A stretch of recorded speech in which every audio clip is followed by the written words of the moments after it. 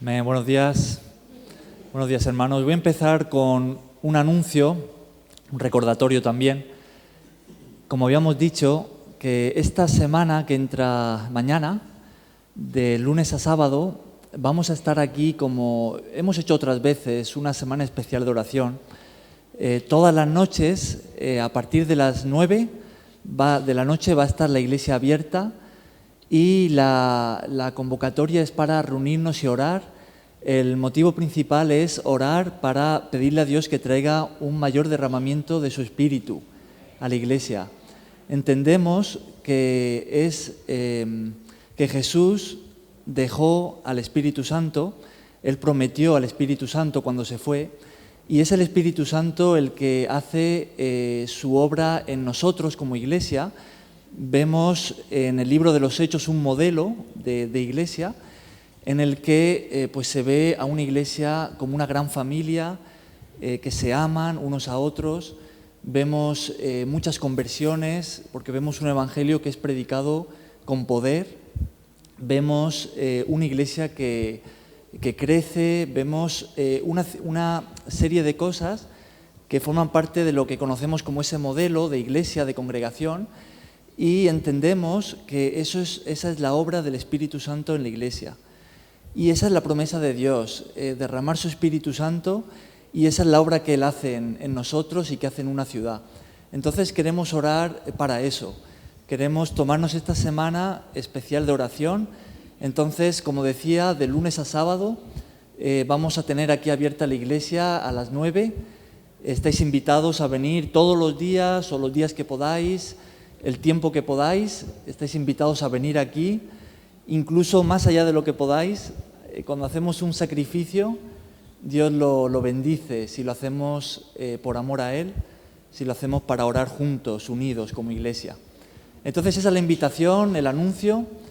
A partir de mañana hasta el sábado, a partir de las 9 de la noche, aquí en el local de la iglesia.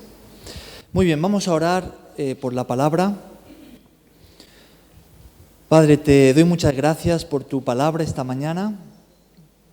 Te pido que tú nos hables de forma que sea para edificación de la congregación y que sea también para tu gloria. Ayúdanos a estar atentos a lo que tú tienes para decirnos a cada uno de nosotros. En el nombre de Jesús. Amén. Amén.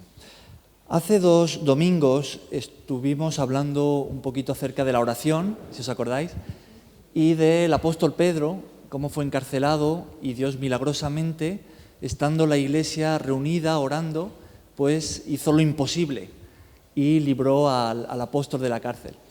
Hoy me gustaría leer un poquito acerca de qué es lo que Pedro escribe muchos años después en su primera carta, lo que tenemos en la Biblia como Primera de Pedro.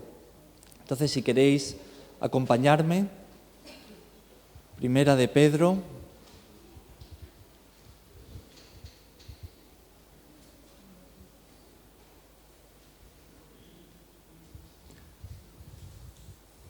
Rogelio, ¿puedes traer agua? Gracias.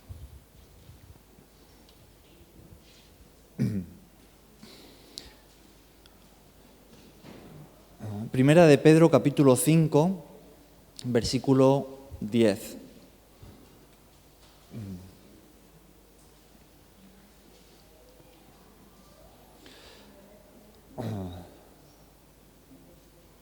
Aquí ya han pasado muchos años en el ministerio de Pedro como apóstol, junto con los otros apóstoles, y aquí tenemos a un hombre sabio, pastor de la iglesia, que está escribiendo esta carta, una carta que se circularía por muchas ciudades, en las diferentes iglesias, y es una carta donde nos está hablando desde su sabiduría, con un corazón de pastor, cosas muy importantes que Dios ha querido que lleguen hasta nosotros. Por eso lo tenemos aquí escrito en la Biblia. Y aunque la carta toca varios temas, la Primera de Pedro toca distintos temas, hay 2 temas en los que me quiero centrar hoy, que son sufrimiento y gloria. Sufrimiento y gloria. Gracias.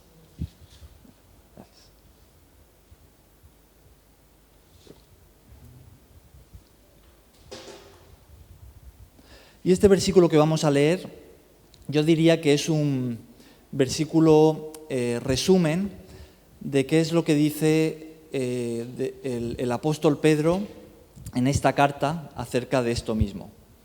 Dice así: mas el Dios de toda gracia, que nos llamó a su gloria eterna en Jesucristo, después que hayáis padecido un poco de tiempo, Él mismo os perfeccione, afirme, fortalezca y establezca. A Él sea la gloria y el imperio por los siglos de los siglos. Amén. Entonces, lo primero de lo que nos escribe aquí es algo acerca de Dios. Nos dice el apóstol que Dios es el Dios de toda gracia. Es por su gracia, es por su amor que Él nos ha llamado. De hecho, al principio de la carta, en el capítulo 1, en el versículo 3, dice así: bendito el Dios y Padre de nuestro Señor Jesucristo, que según su grande misericordia nos hizo renacer para una esperanza viva. Es por su misericordia, es por su gracia que Él nos ha llamado. Fíjate que el ser llamado no implica ningún mérito alguno nuestro. El que Dios nos haya llamado es simplemente porque Él nos ama. No tiene nada que ver el que nosotros seamos buenas personas, el que seamos quizá gente con muchas habilidades, el que seamos o podamos ser lo que seamos en este mundo. Es por la gracia de Dios, es por su misericordia que Dios nos ha llamado. Entonces eso es lo primero de lo que escribe aquí el apóstol. Dice el Dios de toda gracia. Dios es el Dios de toda gracia, es el Dios de la misericordia. Es el Dios que abre los brazos a cualquier pecador que venga a Él arrepentido. Ese es Dios. Eso lo experimentó muy bien Pedro. Pedro, si os acordáis, cuando Jesús le llamó y Él hizo un gran milagro delante de sus ojos, si os acordáis de esa pesca milagrosa, lo primero que hizo Pedro fue caer de rodillas y le dijo: Señor, apártate de mí porque soy pecador. Pedro sabía que él era un hombre pecador, pero delante de él tenía al Dios de toda gracia. Tenía la misericordia encarnada de Dios, Jesús, que frente a ese hombre pecador y frente a esa respuesta le dice: no te preocupes, tú sígueme y yo voy a hacer de ti un pescador de hombres. Yo voy a hacer algo con tu vida, sígueme. Y al final de ese ministerio de Jesús, de esos 3 años que Pedro estuvo con el Maestro, Pedro negó a Jesús. ¿Os acordáis? Le negó 3 veces frente a la presión, cuando a Jesús lo apresaron para crucificarlo. Y después de resucitar, Jesús va a buscar a Pedro. Y Pedro, seguramente avergonzado por lo que había pasado, esperando quizá una reprimenda, lo que escucha de la boca de Jesús es: Pedro, yo te doy otra oportunidad. ¿Me amas? Pastorea a mi rebaño. Mi llamado sigue vigente para ti. Yo te doy otra oportunidad. Nuevamente, Pedro, ese hombre que había sido un gran pecador, ahora que había fallado grandemente a su Señor Jesús, negándole, se encontraba delante de la misericordia encarnada de Dios, de la gracia de Dios, dándole otra oportunidad. Y es este Dios de toda gracia que él también conocía, del que nos está escribiendo aquí, diciendo que es según su grande misericordia, no es según nuestras obras, no es según nuestros méritos, es por su misericordia, es por su gracia que Él nos ha llamado. Y lo siguiente que dice en ese versículo 10 de Primera de Pedro 5 es que nos llamó a su gloria eterna en Jesucristo. Yo me acuerdo cuando yo tenía unos 12 años que a mí me gustaba mucho el fútbol. Yo era del Real Madrid. ¿A quién de aquí le gusta el Madrid? Uno solo. ¿Y el Barça? A mí ya no me gusta el fútbol, ya me lo he dejado. Ya no sé quién va primero en la liga, pero en esa época me gustaba mucho el fútbol y a mí me gustaba el Madrid. Y yo me acuerdo a los 12 años que el Real Madrid, después de muchos años, vuelve a ganar la Copa de Europa. ¿Os acordáis? Era la 7ª Copa de Europa, que fue una final muy disputada y ya pues llegando al final del partido mete un gol Mijatovic. ¿Quién se acuerda de Mijatovic? Los más mayores. A mí me gustaba Zucker. Y es un tiro de Roberto Carlos, ¿os acordáis? Los que lo vieron, que rebota en un defensa y la coge Mijatovic delantero y mete gol. En la final de la Copa de Europa. Mijatovic mete el gol que le da la victoria al Madrid. 1-0, puedes imaginarte, los jugadores saltando de alegría, todo el banquillo se levanta, todo un estadio lleno de gente aplaudiendo, todos vitoreando y el nombre de Mijatovic, de Real Madrid. Y en ese momento Mijatovic y todo el equipo había alcanzado lo más alto del fútbol, la Copa de Europa. Seguramente aquello para lo que se habían estado entrenando y quizás soñando desde el momento en el que empezaron a jugar al fútbol. Hay muchos jugadores, yo cuando era pequeño pues también me metí durante poco tiempo en el equipo del Torrevieja, ni siquiera completé un año, pero muchos jóvenes se meten en el fútbol deseando alcanzar la gloria, deseando llegar a ese momento en el que un estadio entero se levante y te aplauda porque has metido el gol de la final y has ganado la Copa de Europa.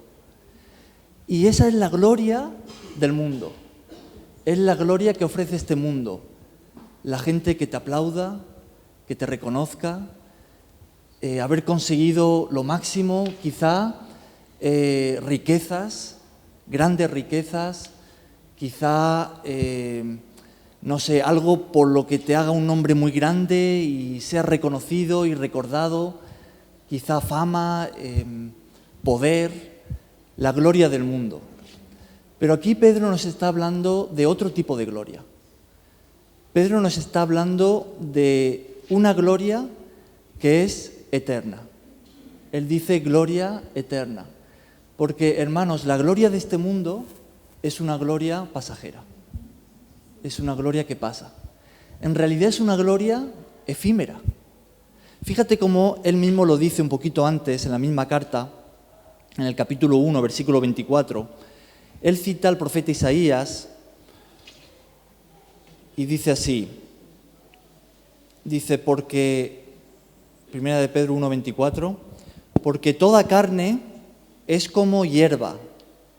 Está hablando de la humanidad.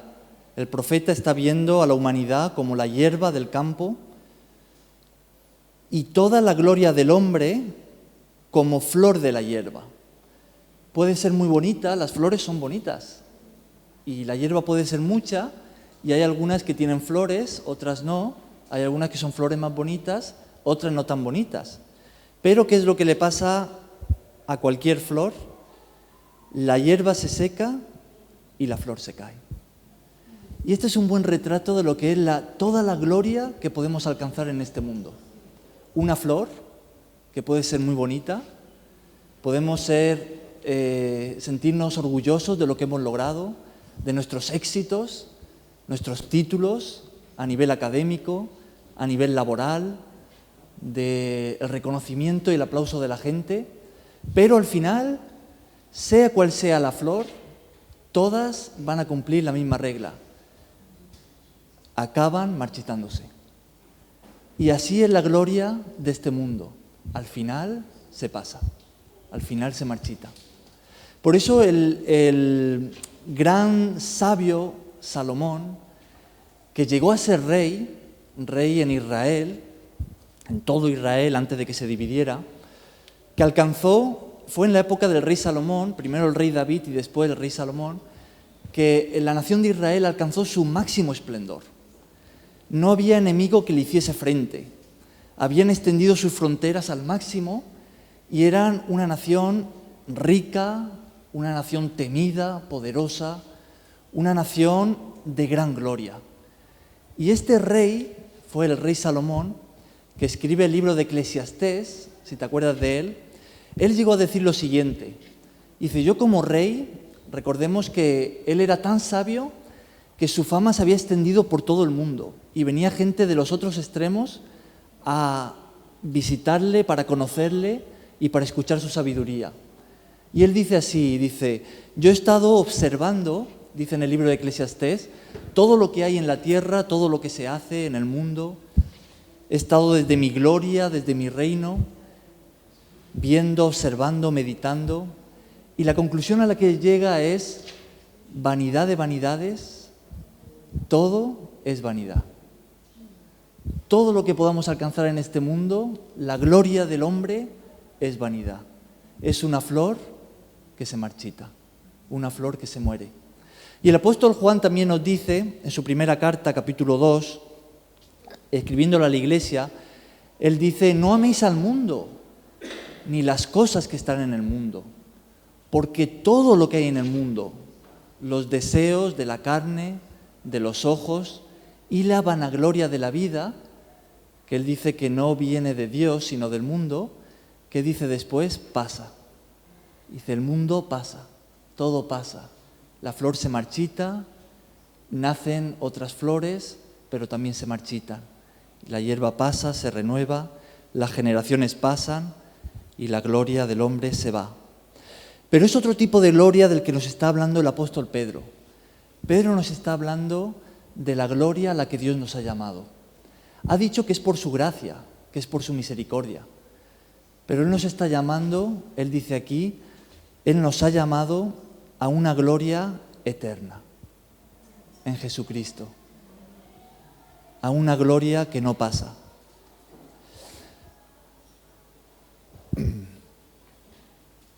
En el libro de Apocalipsis, hacia el final, porque a veces uno se imagina, ¿no? ¿Cómo es esta gloria a la que Dios nos ha llamado, ¿no? Esta gloria eterna que vendrá en el futuro, ¿no? ¿Qué es esto exactamente, ¿no? ¿A qué se refiere cuando pensamos en el cielo, cuando pensamos en la salvación? ¿Cómo podemos describirlo?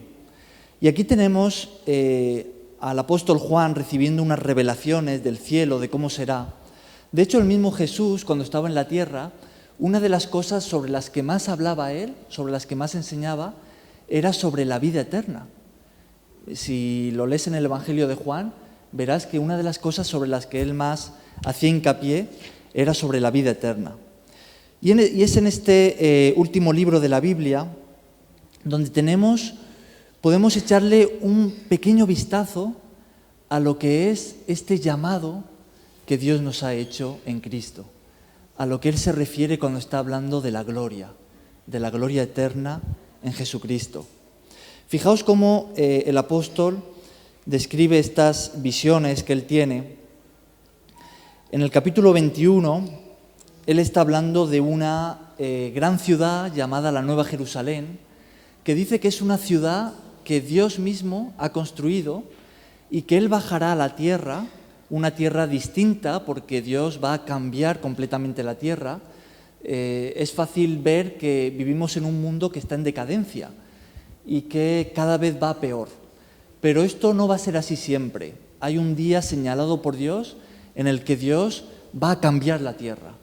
Dios va a barrer, a quitar todo lo malo y va a regenerar toda la tierra.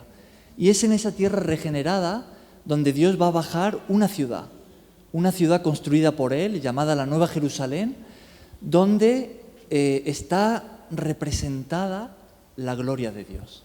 Fíjate cómo lo dice en el versículo 23 del capítulo 21, de Apocalipsis dice así, dice, la ciudad, y Juan está describiendo lo que él ve, dice, no tiene necesidad de sol ni de luna que brillen en ella, porque la gloria de Dios la ilumina y el Cordero es su lumbrera, es su luz. Entonces él describiendo esa ciudad que ve, esa gran visión, dice, yo lo que veo allí es una ciudad que representa la gloria de Dios. Es lo que el apóstol Pedro está diciendo, que Dios nos ha llamado. Es una ciudad donde está la presencia de Dios.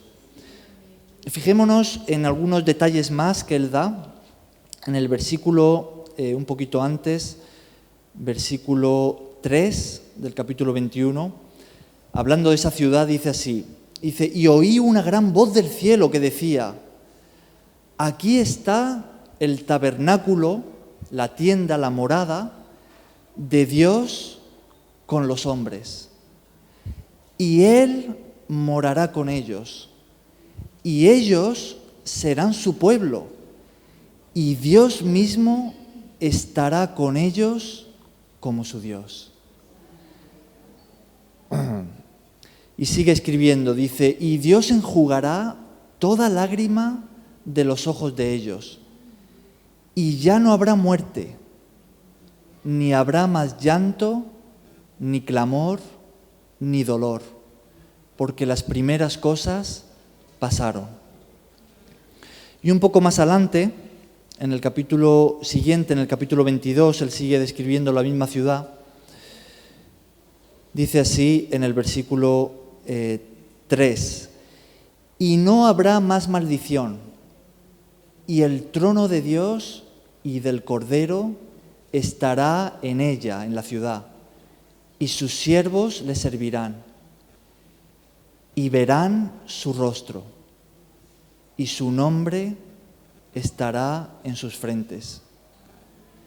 No habrá allí más noche, y no tienen necesidad de luz de lámpara ni de luz del sol, porque Dios el Señor los iluminará, y reinarán por los siglos de los siglos, reinarán por toda la eternidad. Y esto es un muy breve vistazo de lo que Pedro nos está hablando, la gloria de Dios. La gloria de Dios representada en esta gran ciudad donde Dios mismo va a vivir con el ser humano, donde su pueblo podrá por fin, ahora sí por fin, verle cara a cara. Ahora sí por fin todo el sufrimiento, el dolor, la muerte, la enfermedad habrá acabado para siempre y viviremos con Dios por los siglos de los siglos. Y esta es la gloria a la que Dios nos ha llamado. Y esta gloria es eterna. La gloria de este mundo se marchita, es efímera. Todos podemos tener grandes aspiraciones en la vida, grandes deseos. Yo recuerdo cuando yo era un estudiante que yo me esforzaba grandemente por ser el mejor estudiante de todos y sacar las máximas notas. Y a veces lo conseguía.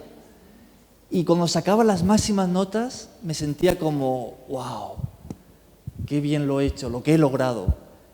Y mis compañeros me admiraban.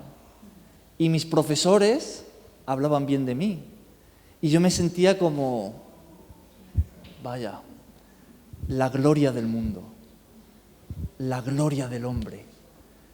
Pero ¿qué pasa con esa gloria? Que se pasa. Pero Dios nos ha llamado a una gloria eterna en Cristo. Y es por su misericordia, es por su gracia.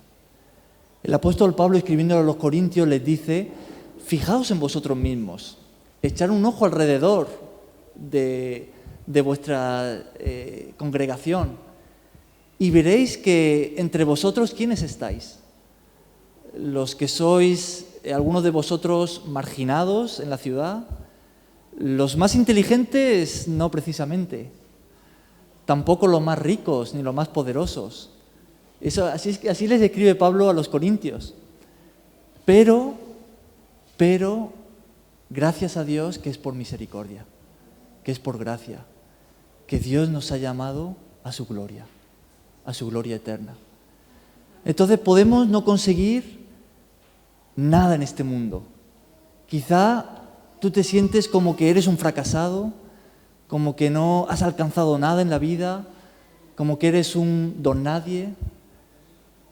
Pero si tienes la misericordia de Dios, si has recibido la misericordia de Dios, si has recibido la misericordia encarnada de Dios, a Jesucristo, si le has recibido, lo tienes todo. Porque vas de camino a la gloria eterna. Y al contrario, puedes ganarlo todo en este mundo. Fue Jesús el que dijo, ¿de qué le sirve al hombre ganarlo todo? Todo, lo puedes ganar todo. Puedes ser el presidente de Estados Unidos. Puedes llegar a lo más alto, ser el hombre más poderoso, el hombre más rico. Pasarte la vida, todos los días de tu vida aquí en la tierra, de tu corta vida aquí en la tierra, en placeres, banquetes, fiesta, alcanzando grandes cosas, pero si no has recibido, si no has alcanzado, si no has abrazado la misericordia de Dios, si no has recibido a Jesucristo, todo eso que has alcanzado, que has logrado, se marchitará, pasará. Pero gracias a Dios que Él nos ha llamado a su gloria eterna, por su misericordia. Y esto es de lo que nos escribe el apóstol Pedro, pero él no termina allí. Y esto es muy importante. Él no termina aquí. Él añade algo más. Dice así: el Dios de toda gracia que nos llamó a su gloria eterna en Jesucristo, después que hayáis padecido un poco de tiempo. Y es que antes de entrar en la gloria tenemos que sufrir. Es yo diría, una ley establecida por Dios. Antes de entrar en la gloria tenemos que sufrir.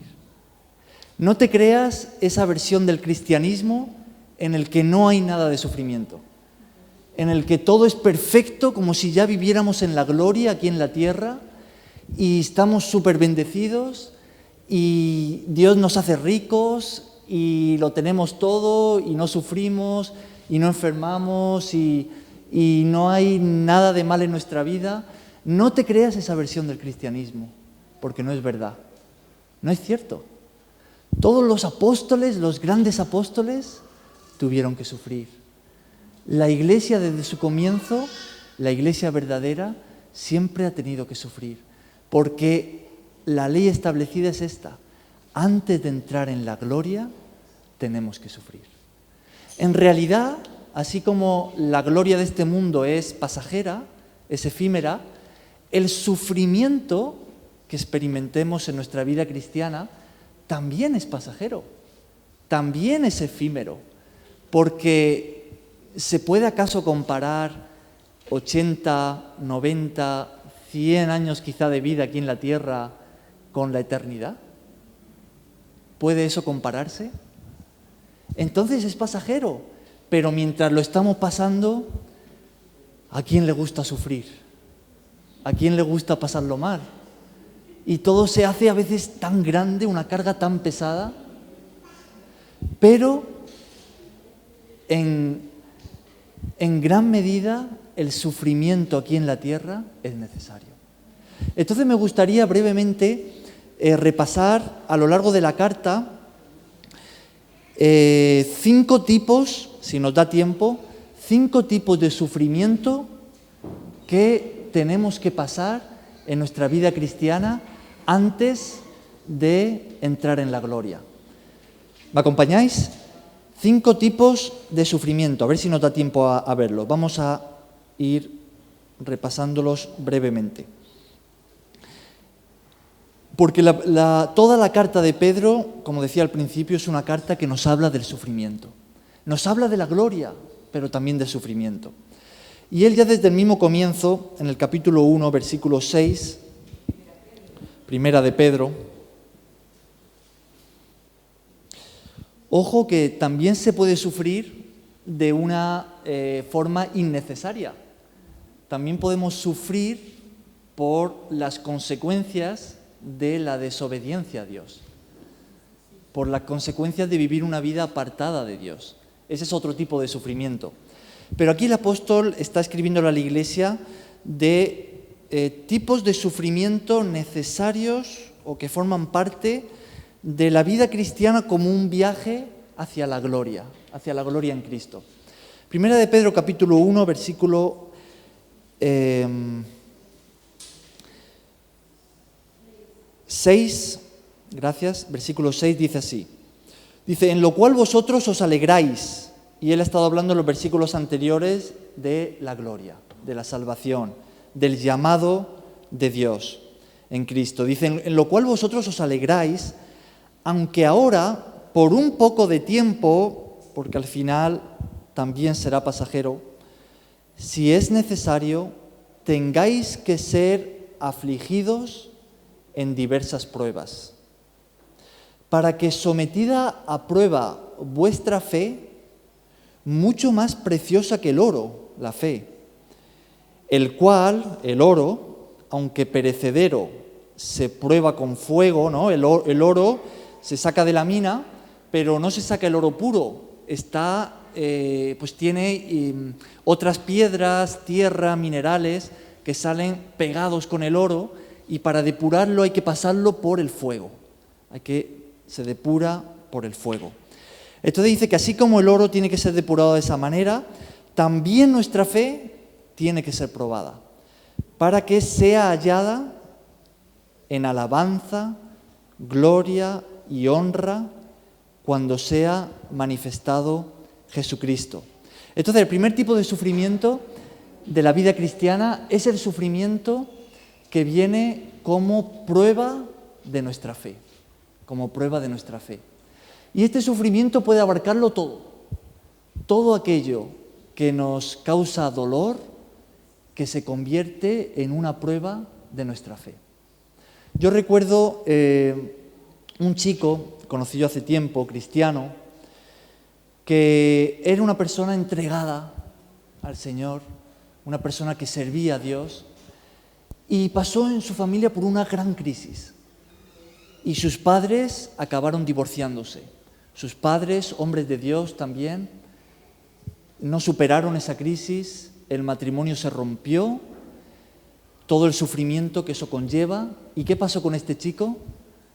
Dejó la fe, se apartó del Señor.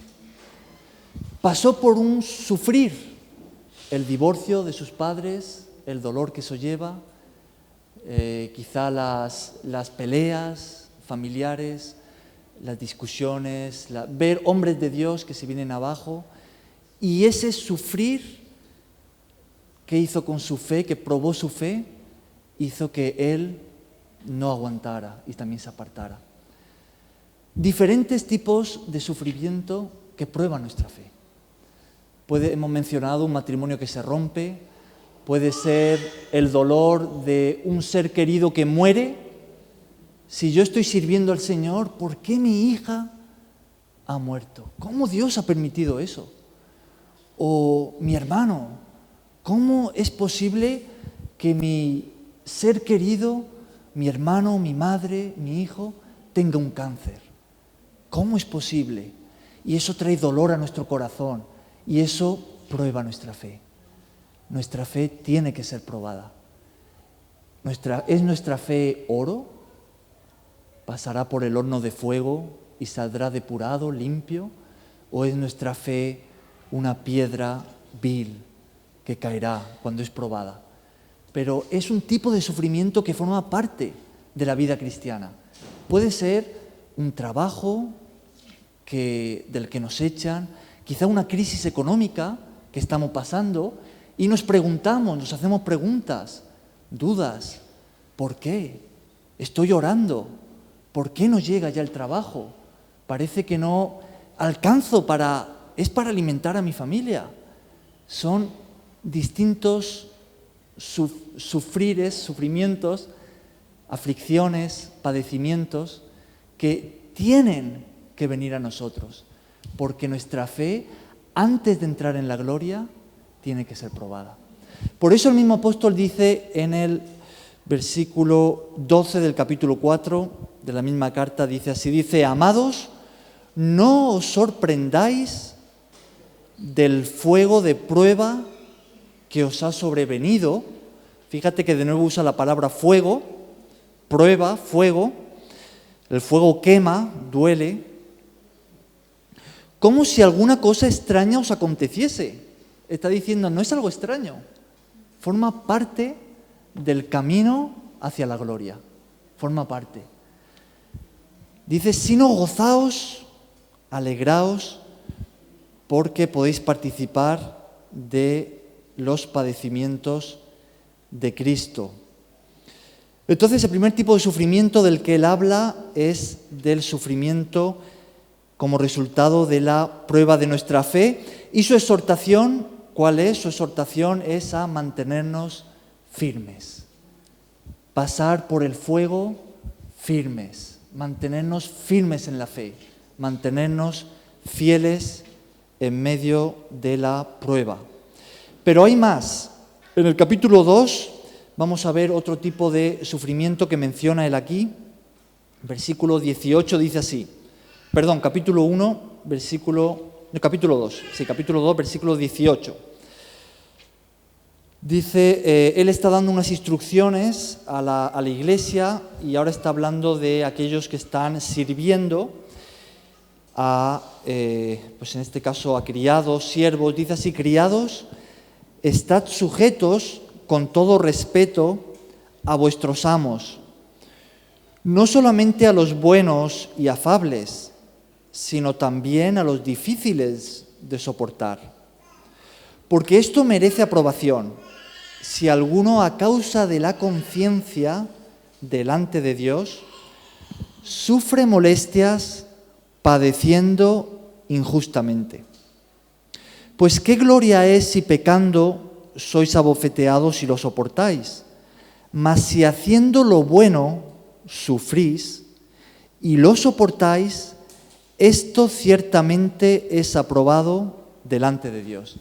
Y el siguiente tipo de sufrimiento tiene que ver con sufrir por nuestra conciencia, con sufrir por hacer lo bueno en un mundo malo. Porque vivimos en un mundo injusto, entonces hacer lo que es justo, hacer lo correcto en un mundo tan corrompido, se vuelve muchas veces una causa de que vengan sufrimientos y aflicciones a nuestra vida. Y esta era la realidad ya de la primera iglesia y la es también en nuestros días. Y entonces este es el tipo de sufrimiento del que está hablando ahora el apóstol, diciendo que también vendrá sufrimiento en un mundo malo a aquel que hace lo bueno, en un mundo injusto a aquel que hace lo que es justo. Y por eso también en el 21 dice así, pues para esto fuisteis llamados, porque también Cristo padeció por nosotros, dejándonos ejemplo para que sigáis sus pisadas. No dice Cristo reinó en la tierra como un ejemplo para que sigamos sus pisadas, sino que Cristo padeció como un ejemplo para que sigamos sus pisadas. Y hermanos, si en un mundo injusto tú estás decidido a levantarte por la justicia, vas a sufrir. Y eso lo vas a ver en tu trabajo, quizá siendo testigo de compañeros tuyos que roban, quizá lo vas a ver en una situación en tu vida donde tú tienes la oportunidad de callarte y aquí no ha pasado nada. Lo puedes ver en tu vecindario, lo puedes ver cuando sabes que están tratando a alguien injustamente y tú puedes callarte y evitarte todo tipo de problema o levantar la voz. Lo puedes ver de muchas formas. Martin Luther King lo experimentó en su carne de una forma que le llevó a ser un mártir y a la muerte. Un hombre que se levanta defendiendo a los que eran esclavos en Estados Unidos, que le costó la vida, pero cómo Dios respaldó esa causa y finalmente hizo que llevara fruto, pero supuso un sufrimiento. Entonces, este otro tipo de sufrimiento al que estamos expuestos antes de entrar en la gloria. Y la exhortación de Pedro es a mirar a Cristo, porque Él también sufrió en la vida, Él también sufrió en esta tierra. Jesús llegó a decir estas palabras, cuando sus hermanos, si te acuerdas en Juan 7, le decían, oye, sube a la fiesta, si haces los milagros que tú haces, para que la gente vea y te crea. Jesús llegó a decir, mira, subid vosotros, yo de momento no subo. Dice, porque a vosotros la gente os ama, a mí me odian, me aborrecen. ¿Os acordáis de esas palabras? Dice, porque yo testifico del mundo que sus obras son malas. ¿Os acordáis allí en Juan 7? Yo testifico del mundo que sus obras son malas. Jesús sabía lo que era pasar por el sufrimiento de aquel que alza su voz por la justicia, de aquel que hace lo correcto delante de Dios en un mundo corrompido. Entonces la exhortación de, cuando pasemos por estos sufrimientos del apóstol, es a mirar a Cristo, a considerar a Cristo, su vida, y a prestar atención a nuestra conciencia. Dios nos ha dado una conciencia. Tenemos una voz interior que nos ayuda a discernir lo correcto de lo incorrecto, lo justo de lo injusto. Esa conciencia puede estar manchada, pero por eso tenemos la palabra de Dios para limpiar nuestra conciencia. Pero bien haremos en vivir prestando atención a nuestra conciencia. Aunque todos a nuestro alrededor lo vean diferente, pero no callemos nuestra conciencia. Eso sí, asegurémonos de que nuestra conciencia está limpia con la palabra de Dios, de que estamos tan llenos de la palabra de Dios que nuestra conciencia es una voz segura, una voz limpia, pero escuchemos nuestra conciencia. Otro tipo de sufrimiento necesario antes de entrar en la gloria lo tenemos en el capítulo 4, desde el versículo 1. Nos dice así el apóstol, dice, puesto que Cristo ha padecido, ¿no? Nos recuerda lo mismo, por nosotros en la carne, ¿no? Mientras era un hombre encarnado, cómo sufrió la misericordia de Dios encarnada. Y dice que como Cristo ha sufrido así, vosotros también armaos del mismo pensamiento.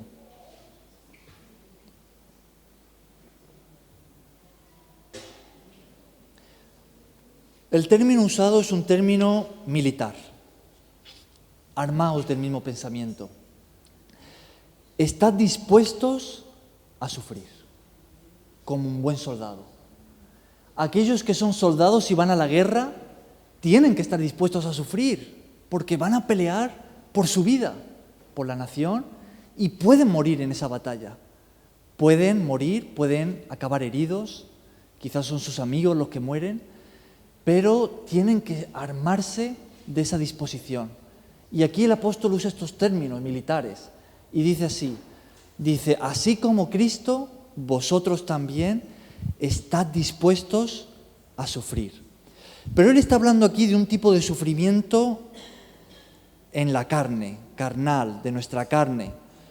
Dice así, pues quien ha padecido en la carne terminó con el pecado, para no vivir el tiempo que resta en la carne, o sea, sufrir en la carne para no vivir en la carne, conforme a las concupiscencias, es decir, conforme a los malos deseos de los hombres, sino conforme a la voluntad de Dios.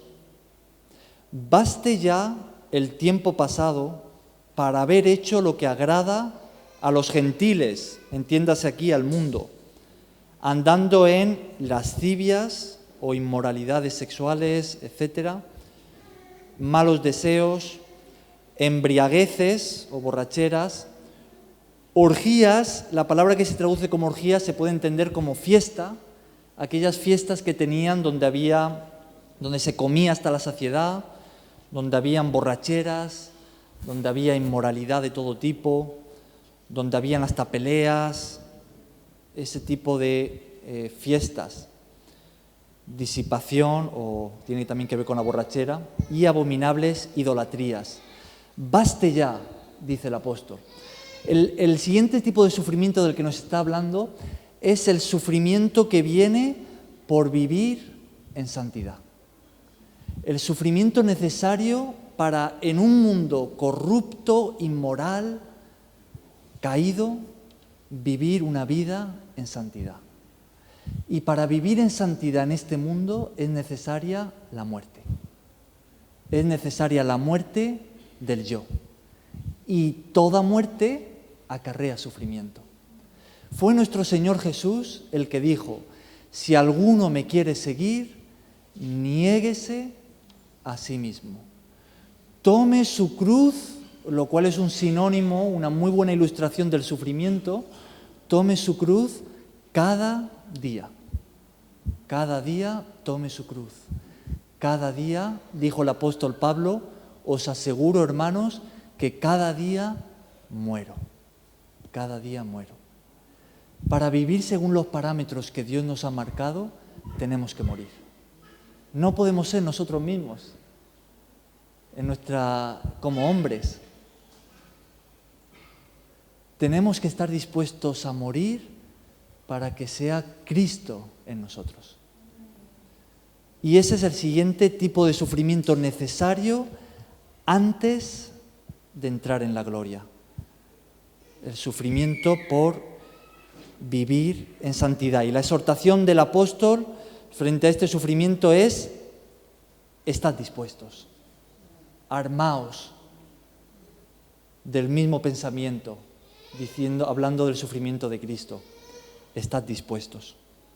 Pero él toca dos más, brevemente, aquí en la carta, capítulo 4, versículo 14 al 19 dice así, dice: si sois vituperados, insultados, si se meten con vosotros, si os ofenden, si se burlan de vosotros, por el nombre de Cristo, sois bienaventurados, porque el glorioso Espíritu de Dios reposa sobre vosotros. Ciertamente, de parte de ellos, Él es blasfemado, pero por vosotros es glorificado. Así que ninguno de vosotros padezca como homicida, o ladrón, o malhechor, o por entremeterse en lo ajeno. Pero si alguno padece como cristiano, no se avergüence, sino glorifique a Dios por ello. Porque es tiempo de que el juicio comience por la casa de Dios. Y terminando el último versículo del capítulo dice así: de modo que los que padecen según la voluntad de Dios, Dios lo ha puesto así, y es que antes de entrar en la gloria a la que Él nos ha llamado por su misericordia, pero antes de entrar tenemos que pasar por el sufrimiento. Entonces, los que padecen según la voluntad de Dios, encomienden sus almas al fiel Creador y hagan el bien. Y el siguiente tipo de sufrimiento del que padeció muchísimo la iglesia primitiva, a la que le escribe el apóstol, y de la que nosotros también seguro que encontraremos en nuestro caminar, en nuestra vida, es el sufrimiento por ser cristiano. Por ser cristiano, porque vivimos en un mundo anticristiano. Entonces, ser cristiano en un mundo anticristiano conlleva sufrir, conlleva sufrimiento. Gente que se burle, gente que insulte, gente que no se junte a ti, que hablen mal de ti, ya sea en el trabajo, ya sean vecinos, ya sea los mismos familiares. pero todo es parte del sufrir necesario por ser cristiano, por el nombre de Cristo. ¿Y cuál es la exhortación del apóstol para este tipo de sufrimiento? El último versículo lo que nos dice es que encomienden sus almas al fiel Creador y hagan el bien. Cuando nos enfrentamos a este sufrir por ser cristiano, confiemos en Dios. Jesús dijo también que oremos por los que nos persiguen, por los que hablan mal de nosotros. Él dijo también que devolvamos bien por mal, que amemos, bendigamos a los que nos maldicen. Y el último tipo de sufrimiento que quiero mencionar en esta mañana está en el capítulo 5, versículo 8 y 9. Dice así: